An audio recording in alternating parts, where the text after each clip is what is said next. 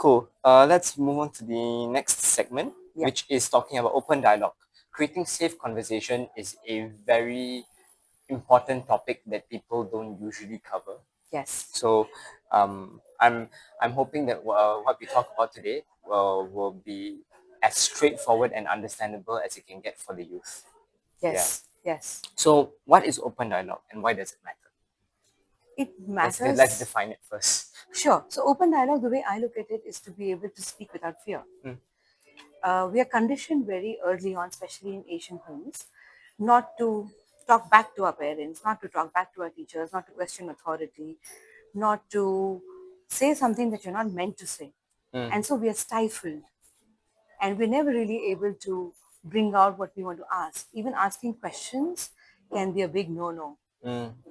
And therefore, an open dialogue essentially means where you're able to ask the right questions, what you want to ask, or say the right things that you want to say, and speak without fear.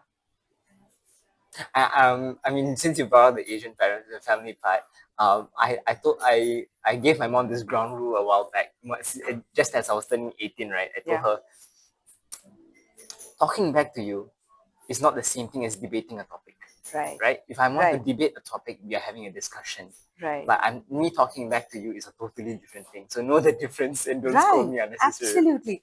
If you're chasing reason, if you're really chasing why something shouldn't be done, then you ask it in a respectful way. You're not challenging authority. You're not questioning anybody's authority over your life. You're just asking, why shouldn't I do this? And most parents should be able to be very objective and give the child an answer about why not. And another way to put it is bouncing off ideas of Yeah. someone. Yeah, I love to bounce off ideas of my mom. That's great. She provides a lot of she asks Input. input, and she asks the right question at the right time. Yeah. Yeah. Okay. Next question would be some real examples from your coaching experience you might want to share. Absolutely.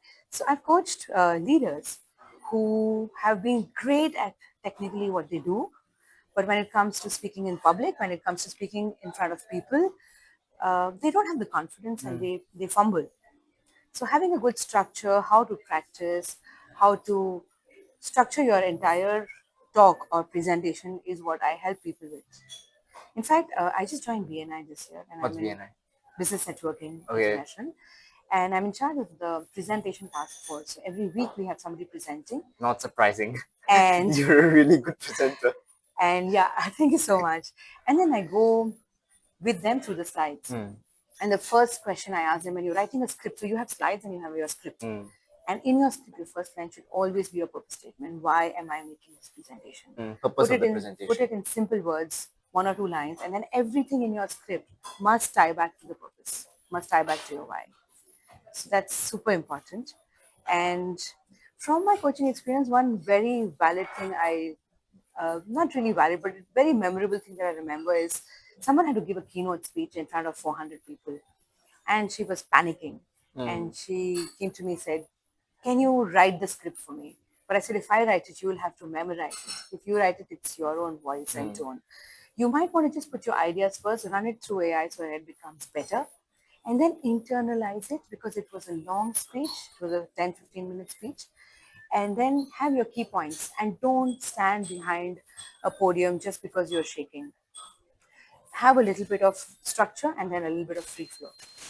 So I helped her through coaching sessions, through diction sessions, how to stand, how to be physically present on the stage when you're speaking to people, all of those things. So there are two elements. One is the structuring of the speech or the content, and the second is the delivery. And both are equally important. If your content is not great, your delivery will not nail it. And vice versa. If you have brilliant content, but if you're not delivering it properly, the audience will tune out. If you're looking for a crash course, she's the person. I'm already learning, and I've been presenting for quite a while. Just a couple weeks back, I did an important presentation because I'm in national service now, as you guys know already. So at base, I was making a presentation for a certain project to my commander. Okay. Right. So I can relate because as no one taught me this, I kind of figured it out. Yes. But I was creating a mental like a week before the presentation because it was the most important one for the year. It was my final year project, but for base. you know, Yeah. but not in poly. So I was making a mental script for the presentation. I was asking myself, how do I make this easier for myself Yeah. to run through the presentation without forgetting my words? Oh, just give the presentation a purpose. The purpose of this presentation is to blah blah blah blah blah. And Yes. then every slide you do, everything you do, even after the presentation, just circle back to the purpose, right? Absolutely. That kept me calm, I suppose. Yes, that's great.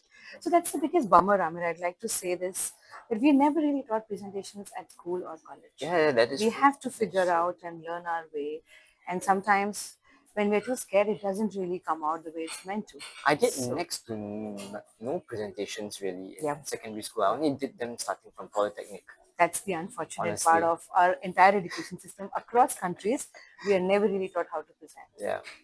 Okay, this is a very important question. I think that people want the answer to. I've asked this in many different ways to others. Let's see what's your answer like. Okay, What are some common barriers to honest communication? I will start with fear. Okay. The biggest barrier to honest communication is fear. Right now, when I'm sitting here and I'm saying something, I have this at the back of my mind. How am I going to be perceived? Mm. Whether I am saying something important and of value so that we can speak on the podcast, or whether all my knowledge across the years and expertise, whether I'm able to precisely convey to you, like distill that knowledge and say the salient points. So one is fear of sounding smart, intelligent, somebody with expertise, all of those things, and not sound stupid, and not have filler words, and not mispronounce words, not do something that shows me like in a We bad we way. are humans. We're not robots. Mistakes Yes, can be made. yes, but we always have that fear, Yeah, that is true. irrespective of the fact that we know that we can make mistakes. We still live in fear all the time. So the number one barrier to honest communication will be fear. Fear of judgment, fear of somebody moving away from you, fear of somebody lashing out on you. You say something and somebody just erupts or triggers. And that's something you don't want to go down that path. Or somebody gets offended. So you're always speaking in fear. One of the ways to, okay, I'm not going to how to tackle the fear, but uh, It's an equally important topic, though. that's true. But Maybe we can cover that during another episode. yeah, I think it's sure, another conversation. sure, sure. So barriers would be fear. Barriers would be not knowing the other personality well.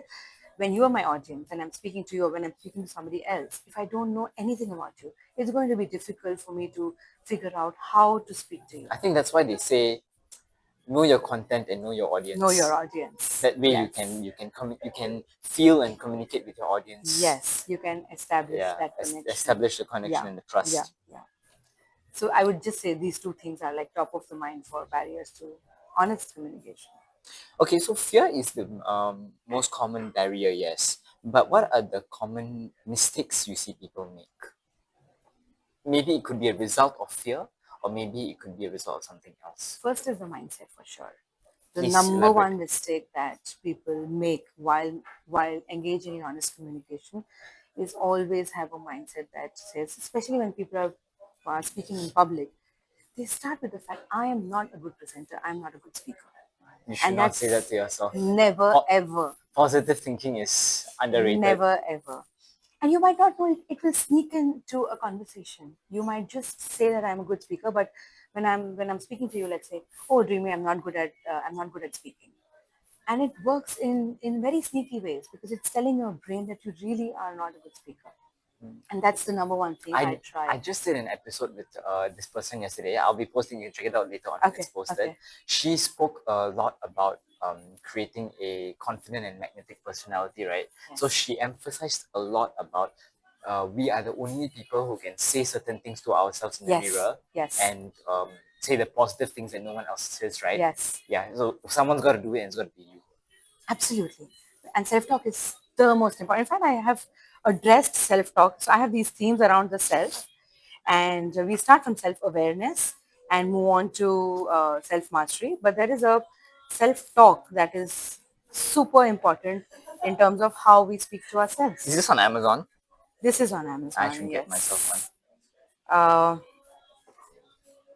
okay, so self-talk is really there are three ways that we engage in self-talk. One is the self-monologue, how we speak to ourselves but in our mind. Number two is self-dialogue.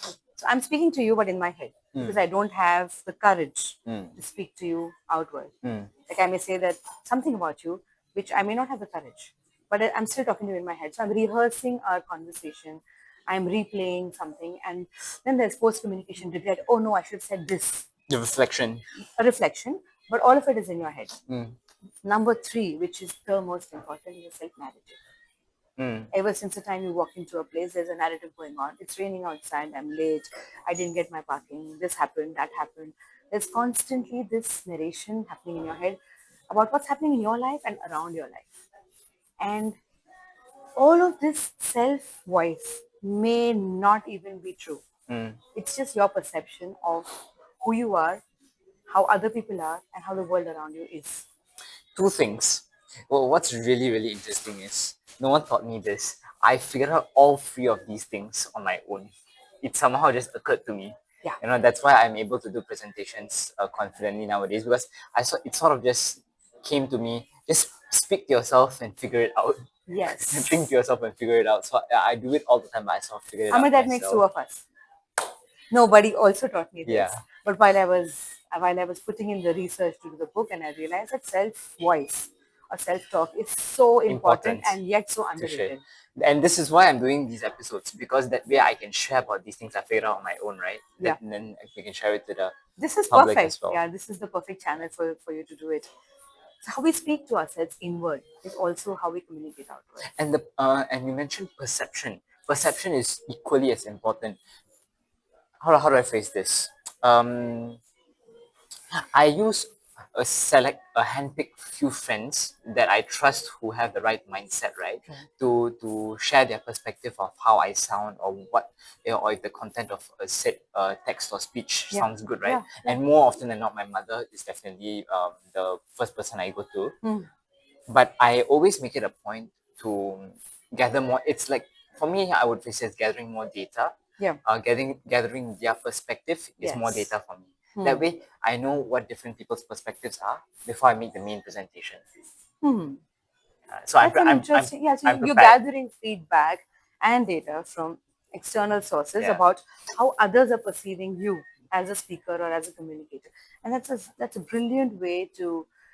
So there are two ways. One is self feedback. So you record yourself, look at yourself, listen to yourself, and then combine everything. And then there's how you're perceived in the outside world. So that's coming from people you trust.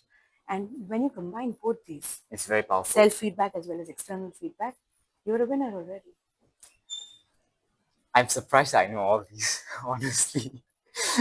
I swear, guys, I didn't go for any masterclass or whatever. It somehow just occurred to me in the middle of poly to do this and try to conquer every presentation, because my grades were riding on the presentations. All right. How can young professionals or leaders create a safe space for meaningful dialogue? This is I guess the creating a safe space is something that people need to understand. Yeah. Yeah. Because sometimes, right, literally speaking, it's either a classroom, auditorium, or seminar room. And in any of the three cases, the proximity to the audience matters a lot, right? Like if the audience are further away, sometimes you feel less stifled, for example.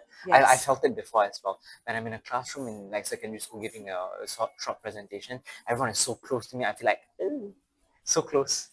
There's less oxygen in the air. Yeah, but it's a two-edged sword. If you're in a larger place, your nerves are also much higher. Yeah, but then I like to be in a big space because I can project my voice. It's sort of automatically projecting my voice gives me a bit of confidence. Yeah. Yeah. Yeah.